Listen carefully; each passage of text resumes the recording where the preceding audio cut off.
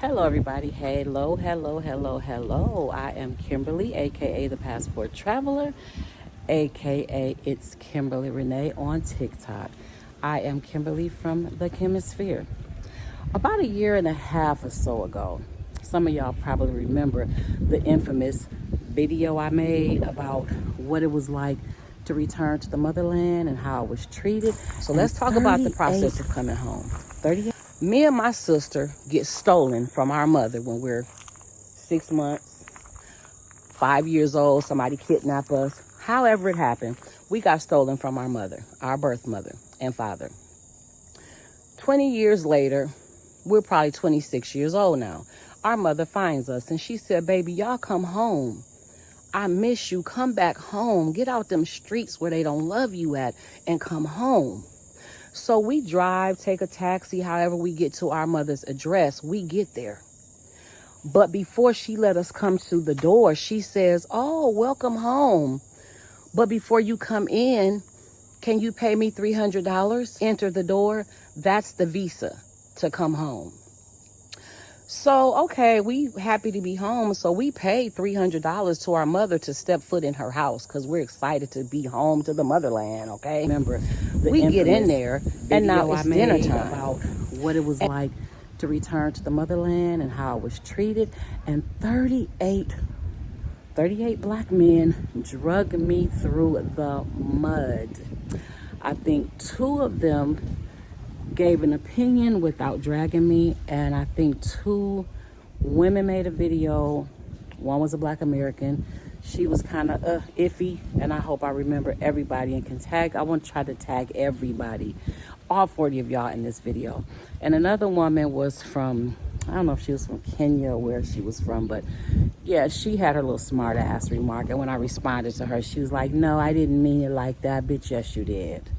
Okay, so I'm going to answer some questions as to how that made me feel, which most of y'all know because I've expressed it, and why I am back on this motherland.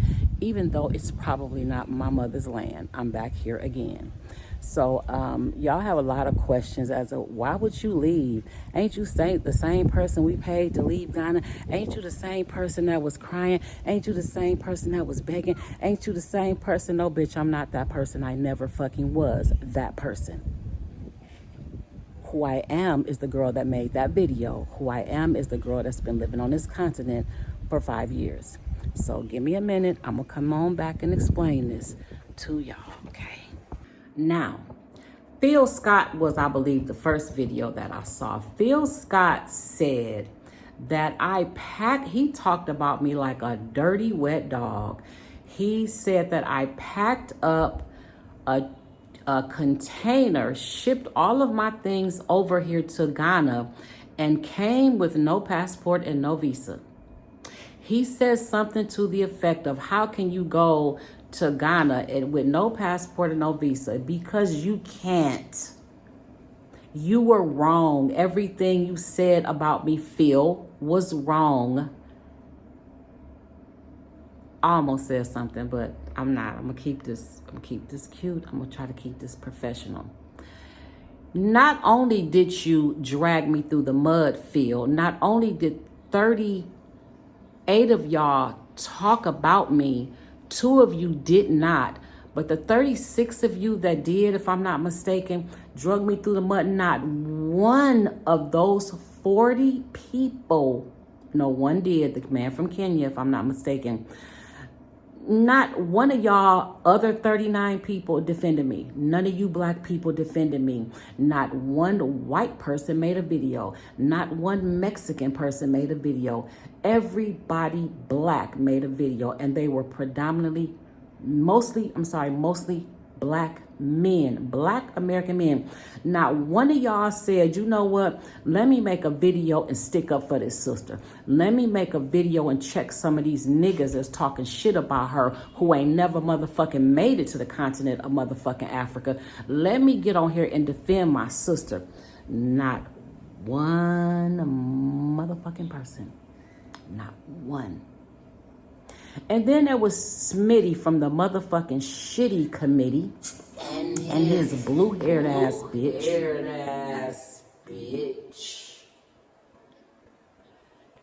Them. There was a lot of people. Then Mike's TV had me on for an interview, which went well. Unscrambled Minds had me on for an interview, which went well. And I told her I need to do another interview. I feel like I owe an explanation as to why I'm back here. When I watched the replay of that live, I talked so much mess about Ghana. I talked about the whole continent of Africa. So that's why I'm going to say why I'm back here. There's many reasons why I want to explain why I'm back here again. So yeah, let's get into that first. Phill, or I'm gonna blame it on you, Phill, because since you lied on me, I'm gonna say this about you. I'm gonna blame it on you, but I'm not lying. I'm just assuming that you were the one that chopped my video up, and the video you chopped up is the video everybody responded to. You chopped my video up to make it look like I was saying things I wasn't saying, Phill Scott. And on top of that, whoever chopped the video up didn't tag me in my own video. So nobody knew who I was to go and look up the full video to see my truth and what I was saying and what I was talking about. Nobody tagged me. Eventually, people found out who I was. I remember seeing this one comment where a lady said, her name is the Passport Traveler. Why don't y'all give this lady credit? But anyway, after that, that's what made me start watermarking all of my videos. My moderator said, Miss Kimberly, you need to start putting your name on all of your videos. So if this happens again, people will know who you are. Okay, so I was almost traumatized by that because it came at a time when the green bitch was also dragging me through the mud for not having a bra, no luggage, no bed. I walked through the airport with black trash bags. Girl, you fucking wish with your ugly wig wearing ass. You wish. Like I said, there's a lot I could say about a lot of y'all that talk shit about me. I just didn't. I talked a little bit of shit about her, yeah, and then I left it alone because, like I said, I recognized she was demonic. I don't play with Satan. I don't play with those type of energies at all whatsoever. So that was a done deal. She could say what she want to say, and I either won't respond to her or I'll say something real slick, real quick, and let her go. I don't have time to play around in her energy whatsoever.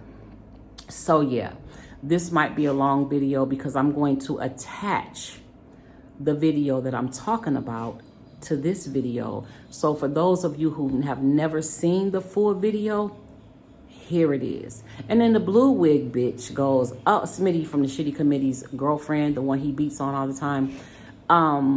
She has said, oh, just if you want us to watch your video, just say you want us to watch your video for views. Bitch, I had views.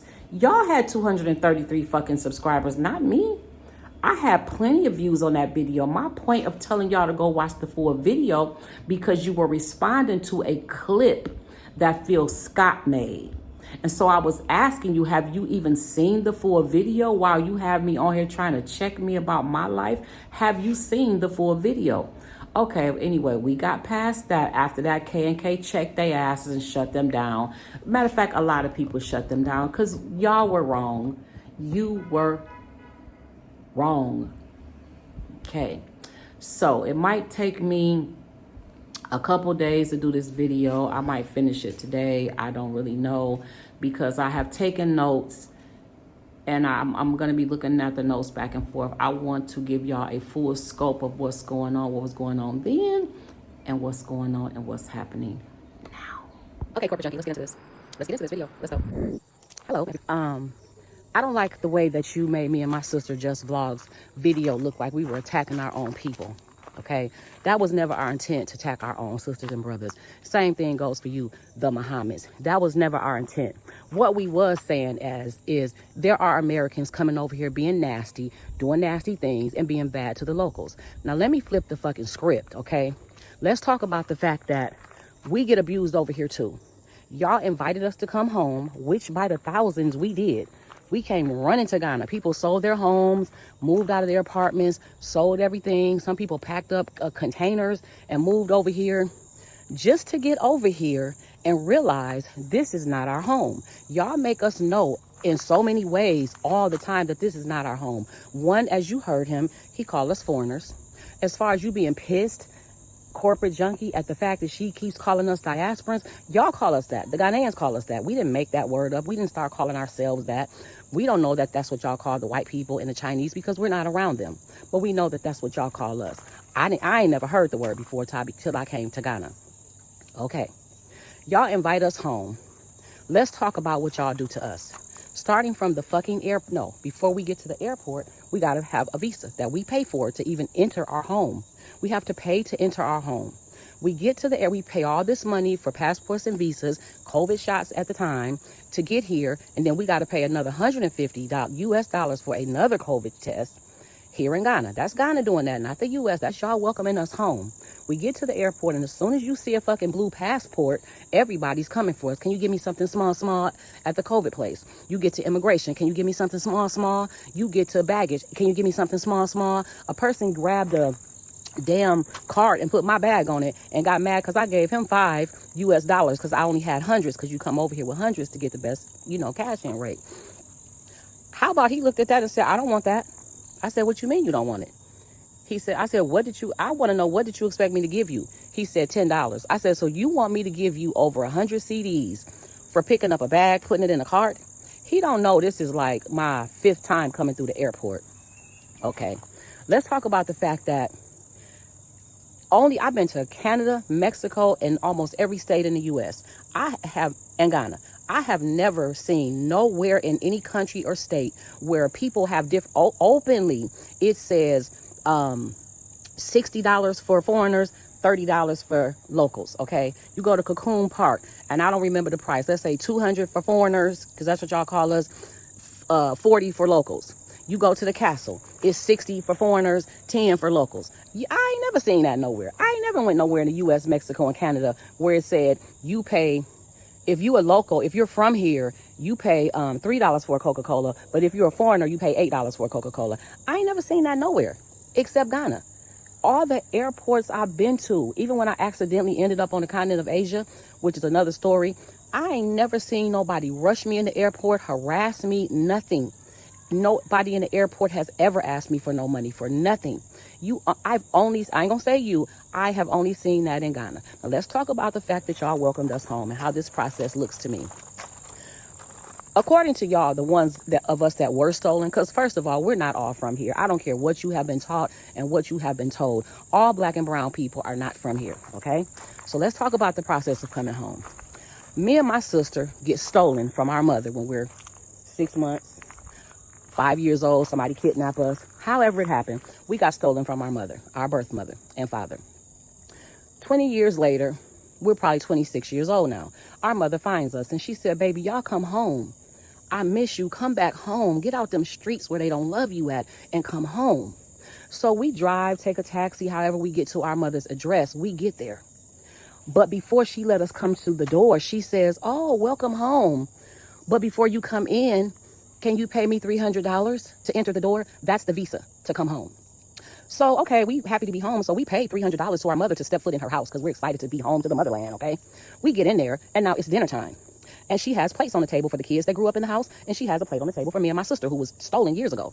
And she says, oh, my daughters, because you didn't grow up here, my children get to eat free that grew up here. But because you were stolen and you're just coming back, I have to charge you $20 for a plate. So me and my sister, we're so happy to be home. We're confused. We pay her $20 for a plate. Okay. That's the cocoon shit. That's y'all giving us different prices for shit. Okay. Now we're at our mother's house and we're enjoying being there. We see something's a little weird, but we enjoy being back home with our mother. We decide we want to stay. And she goes, oh, you want to stay a little longer? You're going to have to pay me $1,000 every year to stay here. That's the residency. Now we're paying her for residency, even though she invited us home after we were stolen from her. Okay. Now we pay the residency. And then we decide, you know what, we want to get on the birth certificate. We kind of like it here. It's a little weird, but we comfortable enough to stay here. And she tells us, oh, in order for you to stay here, I have to put my name on your birth certificate. That's going to be $3,000 each, please. And then I will put your name on the birth certificate and you will become a family member. That's the citizenship. That's the citizenship. So how are we home if we got to pay y'all? Why aren't the visas free if this is home? Why don't you make this visa free for us? If this is home, why do we have to pay to be a resident? If this is home, why isn't our citizenship automatically given to us? Why did I have to pay in 2021 960 CDs for a green card, for a Ghana card? My husband didn't pay nothing. Now, I have heard locals in the crowd say that they had to pay 240 CDs.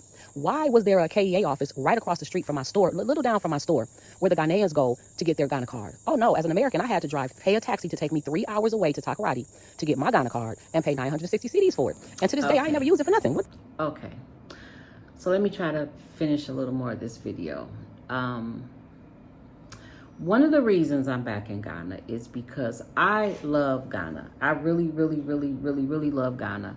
I had a hard time in Ghana. My hardest year in Ghana was 2024. It was March, April, May, June, July 2024 when social media got to me. See, once I got on social media allowed everybody and their mammies to have access to me. That was a problem. And so once people had access to me, they started to bully me. They started trolling me. And the trolling turned into bullying. And what I noticed was the trolling is on TikTok. YouTube allows bullying. YouTube allows people to bully you. They allow cyberbullying, which is a fucking crime. I got bullied by the green lady. I got bullied by almost 38, 39 black men, except the two. I got bullied by a lot of people. I got bullied by Sai and her crew. They didn't really bully me, but they tried it. But Sai turned me over to the green lady. I know that for a fact. Okay, so I came back to Ghana because I love Ghana. I have a husband here. I have land here. I had a store here. I did not want to be in the Americas at all. The closest part of America I would probably have stayed in was Mexico, Tijuana. Because I haven't been I've been to Tijuana, Rosarito, and Ensenada, which I didn't like Ensenada or Rosarito. So Tijuana would have been the place. Plus, that's where my family is. My 4 grandkids is there. My son did live there before he passed away, and his wife, who is Mexican. So that is why I came back to Ghana. I love Ghana. I had a hard time. I struggled, but I learned the culture. I learned how to deal with it. I learned how to accept Ghana for what it is. 2024, up until July 2024 when I left, our lights were going off every single day, 2-3 times a day, sometimes for 6 hours. They would come back on for 10 minutes and go off for 3 more hours. The water was off. I was steady having to come back and forth to the hotel, spending unnecessary money, which I'm back in the hotel again now. Ghana had a lot going on with that old president. So I said, look, let me get out of here. I'm never coming back. Never. Fuck this place, blah, blah, blah, blah, blah. I ain't going to no part of Africa, nothing. They don't like us. They don't want us here. And I still believe that. Well, no, that's not true. Let me take that back. Like I said before, the people of government is who seems to have a problem with Americans. The women here seem to have problems with black Americans. They seem to have the problems. I don't really have problems out of the men, just regular men around here every day. As y'all can see, I'm always surrounded by men. They're always very kind to me, very loving to me, very giving, very generous. They're always good to me. Now, for those of you who have never seen the full video and you're interested, like I said, I'm going to attach part of it to this video, and then I'll try to tag the full video in this video. Please go over and watch it. It is about 1.5 years old, but I did want to clear up some things as to why I'm back here. My husband's here. I love my husband. Ghana's here. I love Ghana. The eating is healthy. I don't eat none of the Ghanaian food at all unless I cook it myself. It's not appealing to my eyes or my nose. I'm going to say this. None of their food looks good to me. None of it looks good to me. It all looks like, vomit. It looks like shit. It just looks weird to me.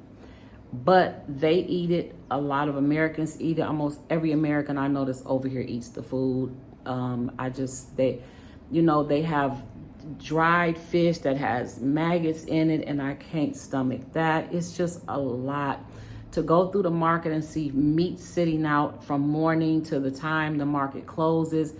I didn't grow up with that. I didn't grow up, eating food like that. It's a lot.